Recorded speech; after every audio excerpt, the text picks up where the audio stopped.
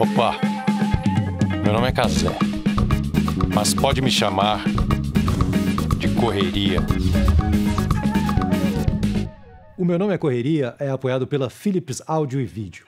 Acesse loja.philips.com.br e conheça a linha completa. De fones de ouvido a caixas Bluetooth e TVs, uma experiência em som e imagem com a tradição que você já conhece. Philips Áudio e Vídeo. Viva o mundo sem interferências. Se você quiser nos acompanhar nas redes sociais, no Instagram e no Twitter, nós somos @meu nome correria, sem o E. E o nosso site, meunomeecorreria.com.br, onde você pode assistir todos os episódios. Eu sou Cazé Pessini, sejam bem-vindos à segunda temporada do Meu Nome é Correria. Hoje a gente está com ela, que é roteirista, é jornalista, é palestrante, é física, ela é correria, mas pode chamar ela de Rosana Herman. Rosana, muito obrigado pela sua presença aqui. Tudo bem, Cazé? Cazé, te conheço de, miliano, né? Miliano. Ainda se fala miliano. Porque passa tão depressa de falar uma coisa que... As coisas vão mudando rapidamente mesmo. Não dá pra arriscar. Você acha que tá sendo moderninha, você fala um negócio, aí você tem sempre um filho pra falar: mãe, não se fala mais isso. Eu sempre identifiquei você como uma grande comunicadora. Eu lembro até da época da Gafanhoto, que foi uma escola que eu fundei, que era um encontro, era um espaço offline, né, de encontros de comunidades online. Era muito bacana ali no comecinho do Twitter e tal. Você sempre participou das atividades, era muito bacana. E você sempre navega nos mais diferentes formatos. Pô, há muitos anos isso. E você vai se adaptando. Isso, para mim, por exemplo, é uma coisa difícil. Assim, eu não sou muito das redes sociais. Mas eu gostaria de entender como que você fez, assim, porque no começo você estudou física. Isso. E como é que você fez essa transição para comunicação? Como é que você... Enfim, como é que... Física? É assim, sempre tem aquilo que a gente acha que a gente quer ser. Verdade. E aquilo que dizem que você é. Então, eu achava que eu ia ser uma cientista. Eu queria ser cientista, queria salvar o mundo, porque eu falei, vou fazer física, vou aprender, depois eu vou fazer isso aplicado à conservação de alimentos e tal. Né? Isso era o que eu sonhava. Mas atrás disso tinha o que eu era. Mas, cara, quando você é adolescente, você ainda não se descobriu, você quer comer o mundo. O último interesse é você, né? Você quer... Tem tanta gente, tanta coisa, que você vai ficar parado pensando em você. Então, eu era essa pessoa que queria o mundo para mim. E queria entender como funcionava o mundo, fui fazer física. Mas tinha o outro lado que era meu jeito. Então, sempre fui muito comunicativa, sempre gostei muito de falar, sempre amei linguagem. Eu amo linguagem humana. E aí, então, eu fui indo, assim, fiz bacharelado, fiz 2 anos de mestrado. Quando eu fui ver, um dia alguém me disse assim: mas você sabe, né, que quanto mais você se especializa, um dia você vai saber tudo sobre o nada. Eu falei, não, mas eu queria saber nada sobre tudo, eu queria saber um pouco de tudo. Não, falou, então tá errado. Eu falei, beleza. Aí eu larguei, prestei vestibular de novo, entrei na ECA e aí eu comecei a fui para a área de comunicação. E aí, bom, de lá para cá não parou nem um segundo.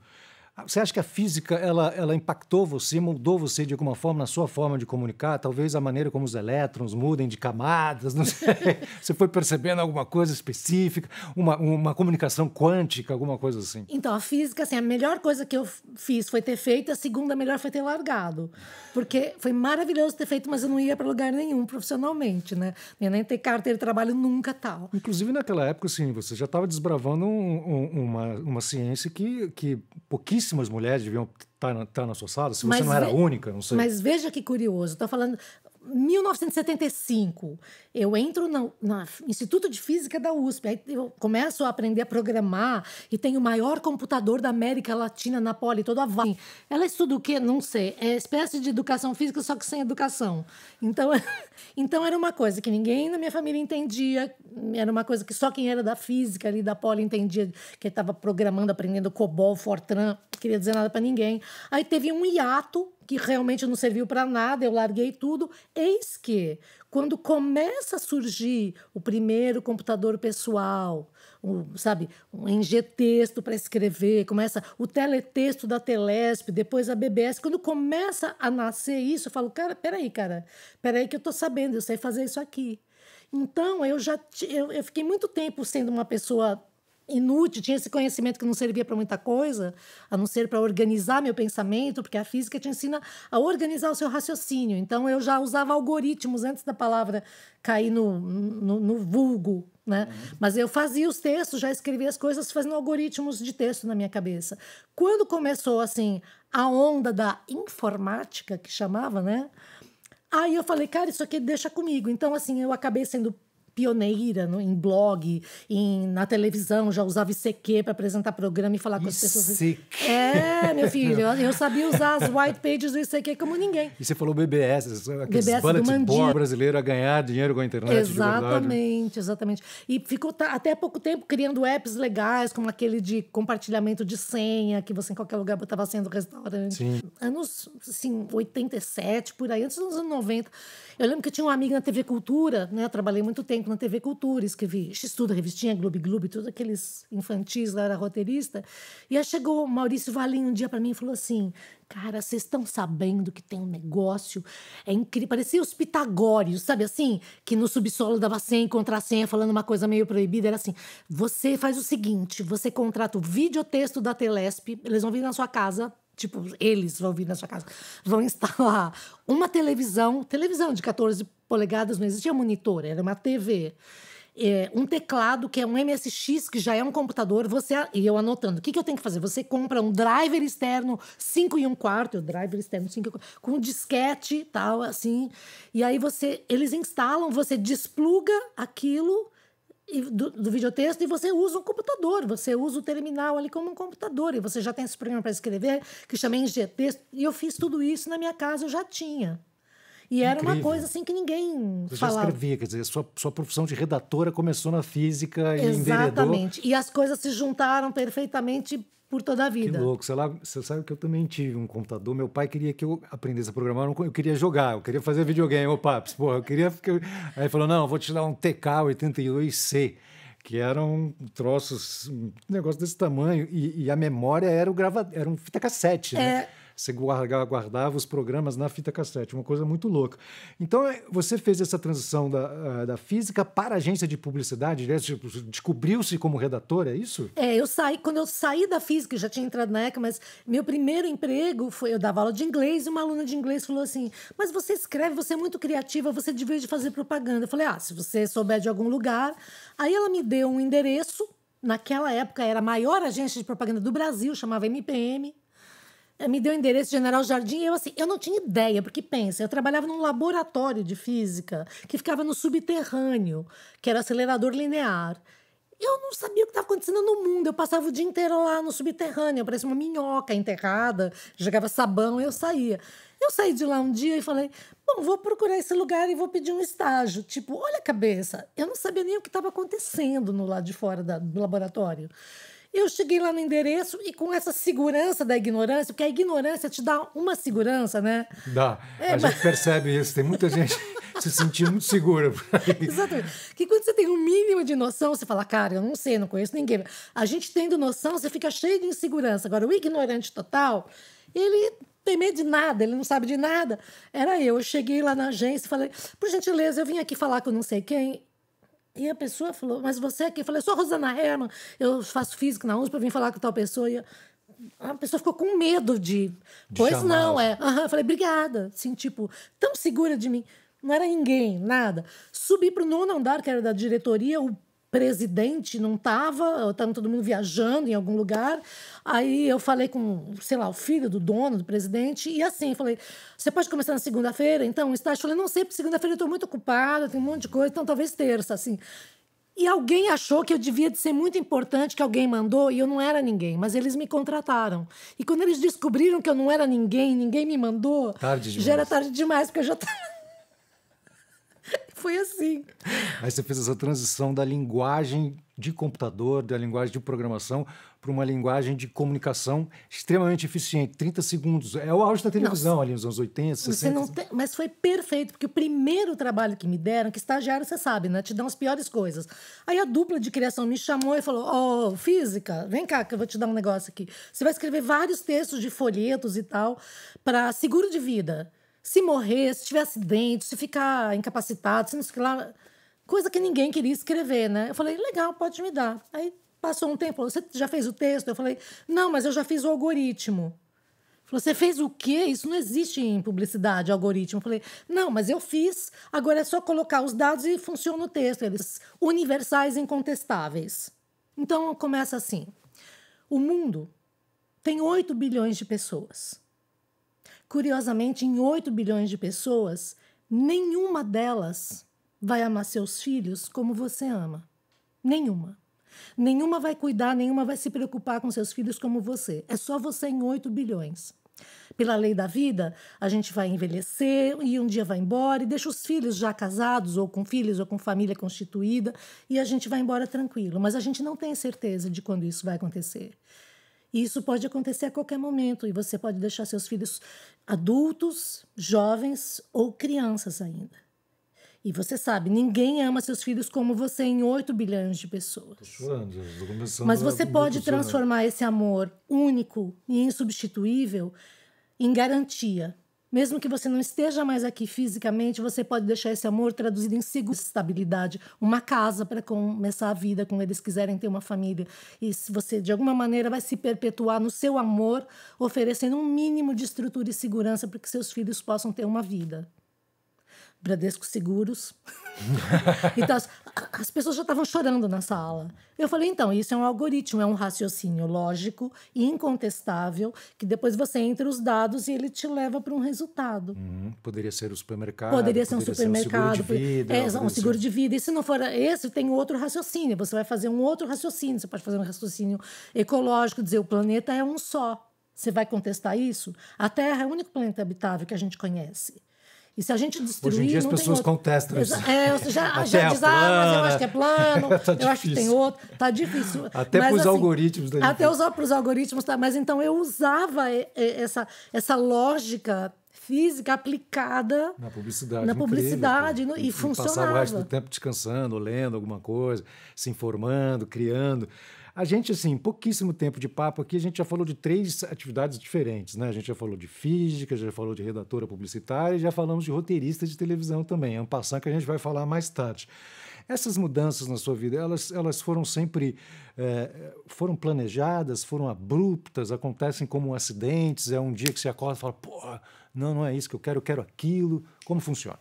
Sempre funcionou assim, eu sempre fui no flow das coisas. Eu tenho um jeito de funcionar assim, que eu me lembro a primeira vez que eu fui para Portugal e que eu me senti totalmente livre, eu me peguei cantando na rua e eu falei, meu Deus, eu desliguei todos os meus sistemas de alarme.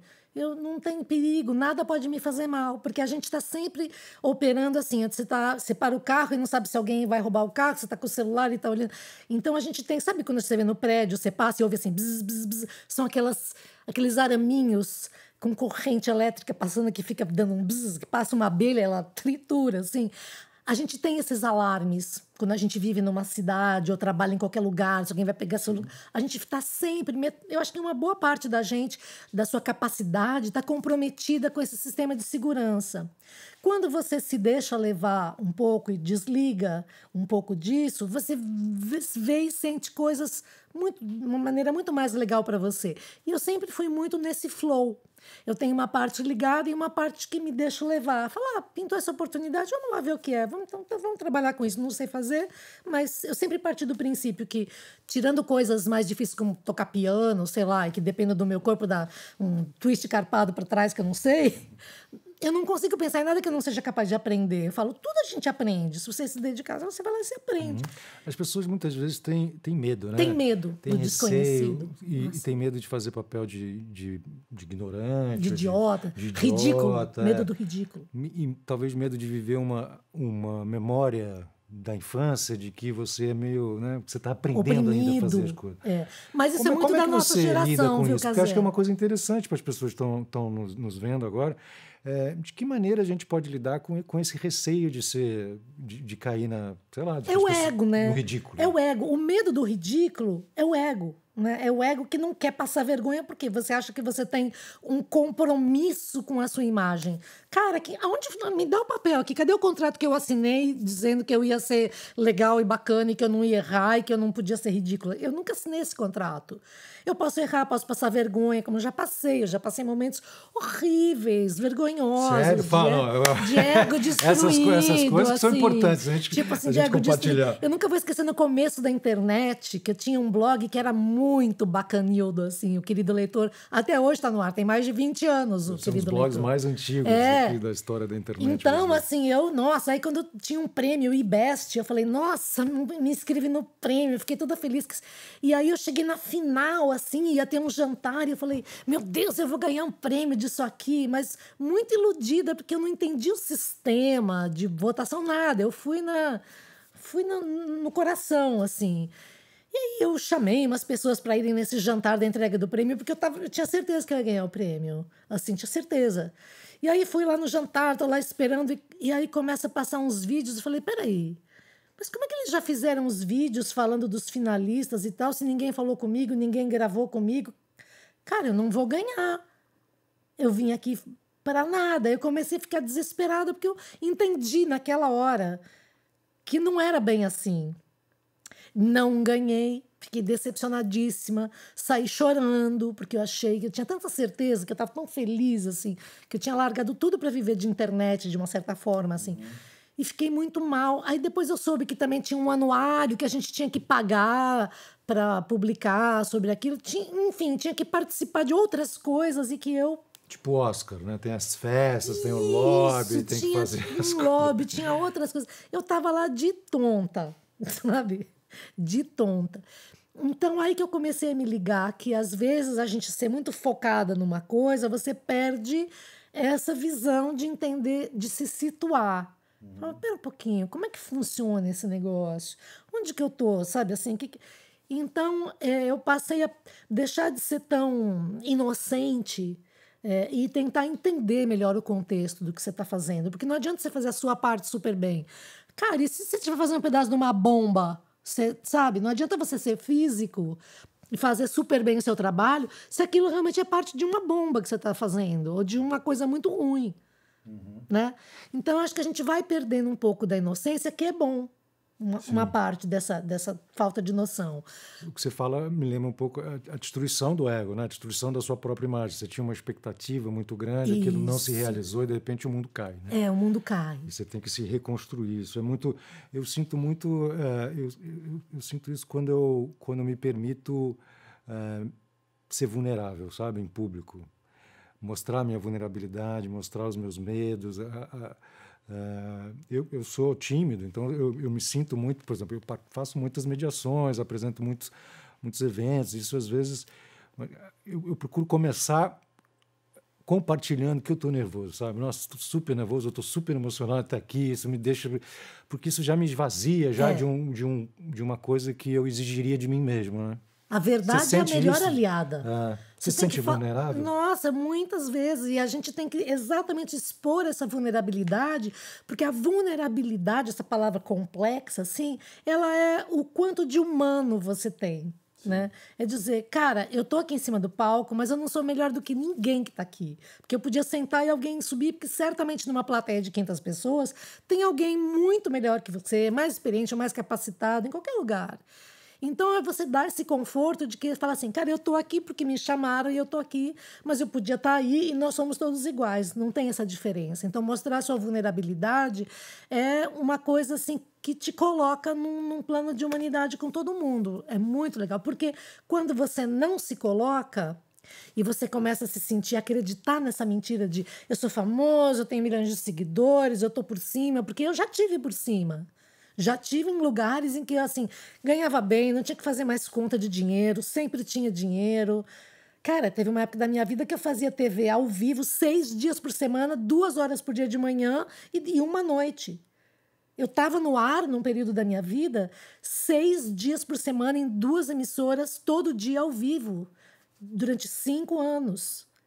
Então, dá uma sensação de poder louca. Você vai numa praia no Ceará e as pessoas te reconhecem. sabe, você começa... Aí que mora o perigo. Se você começar a acreditar que você é aquilo que as pessoas te falam, ai, te amo, você é maravilhosa. Não, você não é maravilhosa. As pessoas amam o que elas veem, mas elas não amam talvez uma parte ruim que elas não conhecem de você. Então, a gente precisa levar certos tombos no momento em que você começa a achar que você está planando no chão, volta pro chão. Qual foi o maior tombo que você levou? O maior tombo que eu levei foi quando eu estava neste auge, né? E eu, assim, eu estava muito afiada, porque quando você tá... Eu sabia, tipo, o nome de todos os ministros, todos os governadores dos 27 estados, todos, sei lá, não vou dizer que eu sabia o nome dos prefeitos de 5.700 municípios, mas talvez uns 3.000. Eu trabalhava com hard news e entretenimento, sabia tudo, assim. E de um dia para o outro, justamente porque eu descolando sem saber, eu tinha a noção da potência da comunicação e da minha precisão, mas você não sabe tudo que está por trás, tudo que estão negociando. Você está falando de pessoas que você não sabe se aquilo vai atingir o quê, sabe, ideologicamente e tal. Quer dizer, é isso, novamente a falta de contexto do resto. 360, né? E de um dia para o outro foi assim. Sexta-feira acabei e falei, cara, arrasei hoje, hein? Arrasamos. O programa deu não sei quantos pontos de audiência, aquela que você tá... Aí te chamam e você entra numa sala vazia, uma pessoa, uma mesa, uma folha e uma bique. E fala, assina. E vai embora. E fui escoltada com 2, sei lá, seguranças policiais para pegar minha bolsa e ir embora e nunca mais aparecer. TV Milícia? O que era isso? Não, assim, tipo, cara, o que eu fiz? O que eu falei? O que foi? Aí, imagina, eu de um dia para o outro, minha vida acabou. Eu fiquei 3 dias de pijama sem tomar banho, deprimida, tipo, porque eu não tinha entendido nada do que tinha acontecido. Aí eu falei, cara, eu vou continuar fazendo o que eu fazia, né, na internet. E aí eu já tinha registrado um domínio Farofa e abri meu site Farofa. E todo dia eu acordava e sabia tudo. Eu falei, eu ia lá todo dia falar, escrever, comentar, como se eu estivesse ainda no ar. Fingindo que eu ia fazer a mesma coisa, não ia me deixar derrotar. E aí o site começou a dar certo, a ser lido, eu punha muito humor, muitas coisas. Aí comecei a receber propostas do UOL, da UOL, não sei o que lá. Peguei a bolha da internet e comecei do zero, mas do zero, tipo, página em branco, vamos começar de novo. E então me deu a sensação de que se eu for para uma ilha deserta e tiver um canivete, eu corto tudo, faço uma casa, tiro o coqueiro, subo, pego coco. Faz uma antena 5G ali. Exatamente, pego uma antena 5G. Então eu acho que essa certeza de que, assim, não importa o que tirem de mim,